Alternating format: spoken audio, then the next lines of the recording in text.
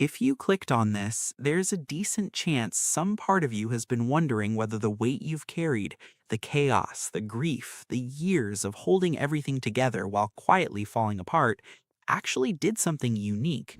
Perhaps it changed you, and not in the soft, inspirational way people write on mugs, in a real way. Thing is, genuine adversity doesn't only build character the way people say it does at funerals and graduation speeches. It restructures how your brain processes the world, and some of what it builds in you is quite profound.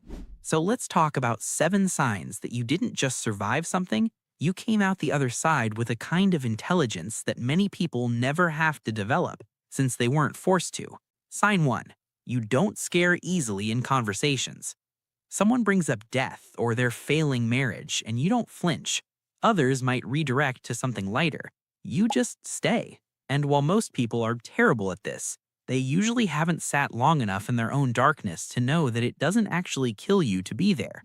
You have, and that makes you one of the rarest people someone in pain can find themselves next to. There's something else underneath this one, though, that's worth naming. For some people, the weight they carried wasn't one event, it was an accumulation. Years of chronic stress, emotional neglect, or environments that were never safe enough to fully relax in. Clinicians sometimes recognize this pattern as complex trauma, and one of its lesser-known effects is that it quietly builds an extraordinary capacity for staying present with pain, your own and other people's. You've already been inside it long enough to know it has edges. Sign 2. You make decisions differently under pressure. There's a quality to the decision-making of someone who has already been through a genuine crisis, a kind of groundedness that doesn't come from confidence exactly, more from knowing that they've already been in rooms they didn't think they'd walk out of and still did.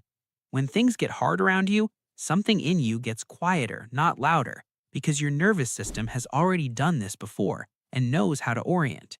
People in your life have probably looked to you in moments of crisis in a way that felt slightly out of proportion to what you were putting out. That's why. It just doesn't hit you the same way it hits other people. Sign 3. Your relationship with certainty is fundamentally different. People who have not been through much tend to need things to be resolved, concluded. They find ambiguity uncomfortable in a way that makes them reach for easy answers. You've already lived through situations where there was no easy answer, where the outcome was genuinely unknown for months or years, and you had to keep functioning any way possible. Psychologists call the capacity to tolerate this ambiguity tolerance, and it correlates strongly with creative problem solving, complex reasoning, and leadership effectiveness. You developed it the hard way by being handed a situation with no instructions and being left to figure out what to do with it. Sign 4. You've lost your appetite for performance.